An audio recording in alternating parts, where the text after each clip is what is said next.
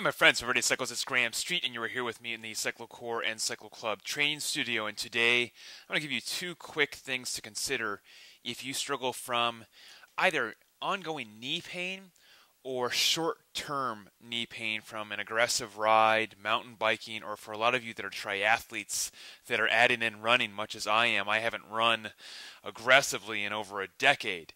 And now as I'm adding running into my program for a sprint triathlon that I'm training for the first time, my knees are going to take some punishments. There's things that I need to get ahead of to help me deal with the neuromuscular and definitely the ligament and tendon adaptation that's needed, not just for running, but for aggressive mountain biking and road cycling as well. What I'm about to show you is from the Climbing Epic workout, which I know many of you have downloaded or have on DVD. If you've done that workout, it's a monster program.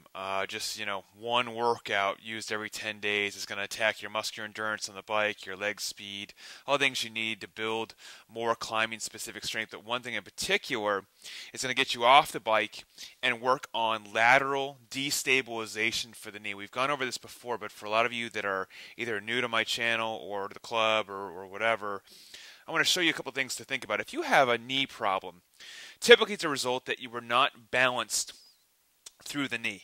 You know, all of our actions here tend to be sagittal, so they're going through the forward direction, both on the bike and of course with our running. We're not running sideways here, right? We're not biking sideways. So as a result, the lateral sides of our knees, okay, the medial and lateral, tendons and ligaments get a little bit compromised. They're just not taken care of well.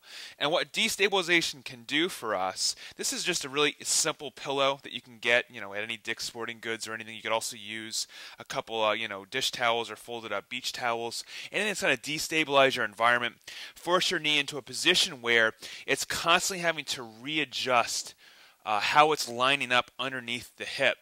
Most of you that have knee problems get knee problems because your knee, your ankle, and your hip don't line up very well. And it's usually compromised as a result of imbalances either in the glutes, such as the piriformis muscle, which is not part of the glute, but a muscle that stabilizes the hip. The IT band may be too tight, which I'll show you here in a second. Could be you are quad dominant. It could be your hamstring dominant on one side or the other. It causes your body to kind of torque and misalign itself. And we're constantly impacting our legs or our feet on the pavement, or definitely on the bike for 10,000, 20,000 strokes, it can have an effect. So what I like to do, especially as I'm doing more aggressive level training, road bike, triathlon, or running, is work with both the bike work and then destabilizing the knee, forcing the knee to learn how to stabilize itself. Opening up the hip girdle, this is addressing my core strength, my spinal stability, my knee stability, and it's opening up my hip joints here. It looks ridiculous, but when you try this, you'll see that number one, your balance probably stinks. Number two, your body's forced to try to align its knee, teaching it what to do. Bring it back to the bike. It's going to have an amazing effect. Again, for most of you that are triathletes, runners, or mountain bikers have huge to gain by doing destabilization. If you've ever been a mountain biker, headed out there, you mess up on a trail or whatever, you got to detach and get that foot out really quick laterally, or be opening up your hips to take a tight corner, maneuver over an obstacle.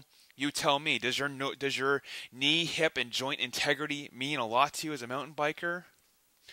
Absolutely.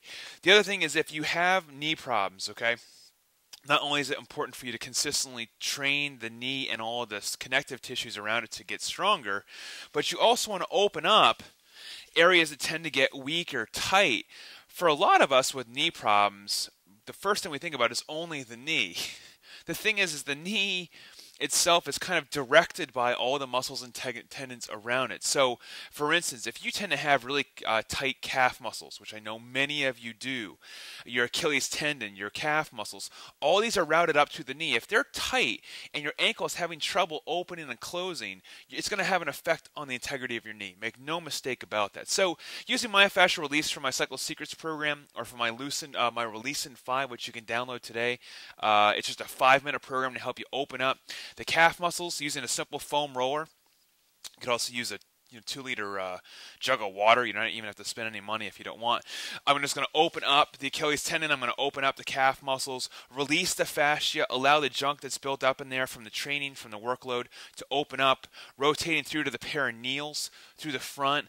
Big deal. We think of it as like getting shin splints or whatever. When you open these up, you allow the channel between your ankle, the knee, and the hip to begin to open as well. It's like a big highway system, and in any place that's closed off or kind of left untaken care of, which a lot of us tend to do, myself included, it can begin to have an effect on the knee. So spending 3 to 5 minutes per day opening this area up, moving towards the IT band. I mean, right away, I ran yesterday. Yeah, I can feel it through my IT band. And if I don't take care of this, if I don't begin to open this IT band back up right now, man, that's sharp. That's letting my body know that, hey, the harder this hurt, the more it hurts, the more work I need to spend on it. And it's as much as letting gravity do the work. It's putting a pressure point right into the IT band. It's releasing the fascia there, allowing the muscle to relax, ironically allowing it to relax even though it hurts like hell. It's allowing it to relax, allowing the knee to open itself back up so it's not always closed off. These simple little tactics and, add-ons seem kind of mundane. I was like, hey, I just want to ride my bike. I want to ride my bike. I want to ride my bike. At the end of the day, ride your bike as much as you want. If you have a slight nagging or a big nagging knee pain, back pain, and you're not doing the auxiliary work, the biking is just going to make it worse. So many of you just kind of got your head shoved up there. You're not paying attention to that where, hey, my knee hurts every day, and if I just go out for a light spin, it'll feel better after hour number 1 or hour number 2. If I'm speaking to you, I can help you. So number 1, if you don't have the Climbing Epic workout, it's more than about just this pill. It's a 2.5-hour workout. You can modulate into as many pieces as you want. If you got a big century coming up, a big event, or you have back problems, knee problems, or you need to build great muscular endurance, that one workout is what you want. If you need simple little things to add to your day, 5 minutes here, 10 minutes there for flexibility, core strength, back control, myofascial release, then download my In5 series. It's such a popular set of workouts, my most popular workouts I think I've ever produced. Simple, quick, easy. I typically add the myofascial in late at night after my training is done. You can do it before you head out for a training ride or a run. There's different schools of thought on that, but I'll leave that up to you how you want to do that. Try it for yourself, see what you think. Only takes you 5 minutes to do, and by consistently opening up those areas, that knee is going to get alleviated. You'll begin to see that pain and fatigue begin to go down, and hopefully your core strength and neuromuscular adaptation beginning to go back up. If you're suffering from knee pain, I just don't want you feeling like that anymore. No one wants to have knee pain. It's a bummer. So hopefully these tips help give them a try. Let me know until we speak again, my friend. Rather the smile on your face, and I'll see you in Cycle Club.